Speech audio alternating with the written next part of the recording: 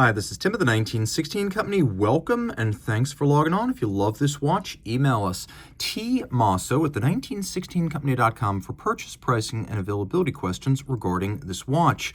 And this watch is a fascinating piece from the transitional period when Daniel Roth was moving from ownership by the Hourglass, a distributor in East Asia, to ownership by Bulgari.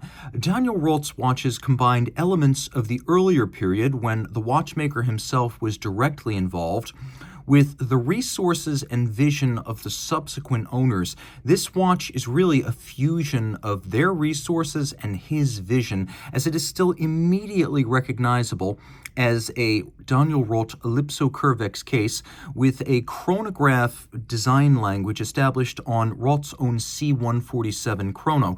But there are some significant changes here. This is the Daniel Roth Masters Chronograph, and it is in a larger version of the original Ellipso-Curvex case, though not as big as it would grow during the 2000s. This watch, developed in the late 90s, and the example you see right here sold in 2005, measures in rose gold 38 millimeters across, not inclusive of pushers and crown, 11.1 millimeters thick, and then it is from side to side 46 millimeters lug to lug with a 20 millimeter spacing between the lugs. This timepiece is fascinating as it still reflects a great deal of Roth's own design language and sizing ethic. He didn't want to build huge watches, and he generally did not. So you can see this watch, 46 millimeters lug to lug, wears easily on my 16 centimeter circumference wrist, and it would slide easily underneath the cuff at 11.1 millimeters thick. Taking a look down the barrel, even with a relatively stiff strap, the lugs are nowhere near the edge of my wrist, so consider a 14 centimeter circumference wrist sufficiently sized to wear and enjoy this watch. The strap is both fake and real. So it is made by Jean Rousseau, which is the OEM supplier of straps to FP Journe, de Bethune, and many more. It is hand-cut and sewn. It is made of fake alligator because we often ship watches between our international branches, and CITES treaties make it extremely difficult to move alligator skin without many permits and approvals. So this is used as the preferred placeholder. But here's the thing, being a genuine, essentially ageless and indestructible Jean Rousseau strap, I would just keep it.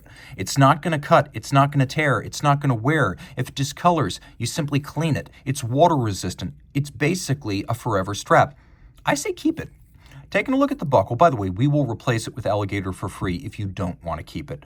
The buckle is a Daniel Roth piece. You can see nicely stepped, custom made, polished, and handsomely so.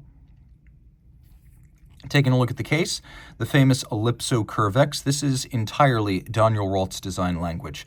And you can see that it still features a very sophisticated welded lug assembly where the lug is inserted into slots in the case, welded on, and then hand finished to remove all the gathered metal from the weld. You can see just how beautifully executed those sharp filed brakes are. It's all polished, it looks gorgeous, and there's a little bit of a subtle undertuck to each lug profile. Historically inspired, the crown is unbranded, and you can see something else here. It is a modular chronograph. Surprise, surprise, this watch is automatic. So we have, underneath the case back, a Girard-Perregaux 3000 base. One feature common to almost all of the early Daniel Roth watches is that the movements were purchased. And so sometimes they were, for example, Le Mans movements developed by Daniel Roth previously for Le Mans. And then sometimes the company went out and bought something that was sufficient to its needs and then developed a complication or a modification on top of it. So this movement was a collaboration between Daniel Roth, the company, and Girard-Perregaux, the base movement manufacturer. The base movement is an automatic, roughly 23 millimeter caliber 3000 GP. It has a 36-hour power reserve, a 4 hertz beat rate with the chronograph. The total joule count here is 38. It features both a stop seconds function, so you can actually halt the operation if you wish, but it also features a quick set date. And look very carefully, there is actually a date here on this dial. So you've got stop seconds, a quick set date, automatic winding, a 4 hertz beat rate, 38 joules, and it's got a column wheel, lateral clutch chrono. You can see it is a beautiful column wheel. And for that matter, it's a beautiful lateral clutch with a golden chaton holding the pivot to the meshing wheel. This is a beautifully executed dial side chronograph module that has been entirely finished to make it comely, presentable, and even extraordinary when viewed from the dial side. It's very rare to find a modular chronograph caliber that has such a beautifully decorated module that you want to put it on display. It has a semi-instantaneous jumping minute register, one of the finest column wheel feels and sounds that I've ever encountered, and a beautiful dial in the standard established by Daniel Roth, featuring radially arrayed Roman numerals, including a watchmaker's 4. There is a cut track inboard and a cut track outboard. That vertical satination, a salmon tone. You can see the cut tracks inboard and outboard of the sub-registers. And then if you take a look at the movement, see all the steel parts of the chronograph are satinated on their top, beveled on their edges. The bridges actually do feature Côte de Genève, and then we have an array of nicely turned out springs.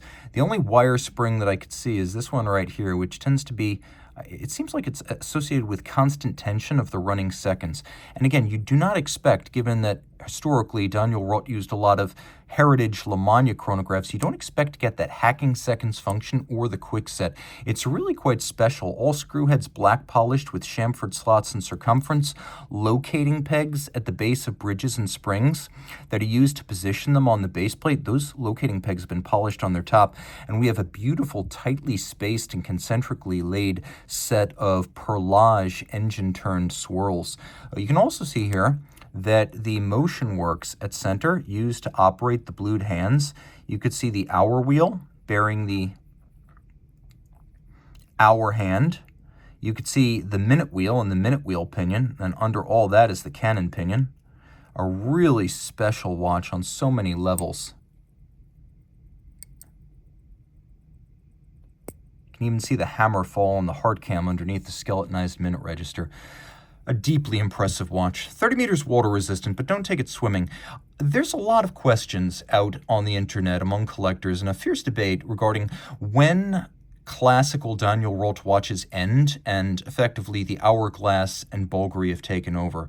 And while there's no doubting that Daniel Roth's watches made from 88 to 94 are solely the result of his vision, it seems that through the early Bulgari years, his ideas, many of them conceived still in the late 90s, continued to filter through and imbue those watches with real historical and horological value.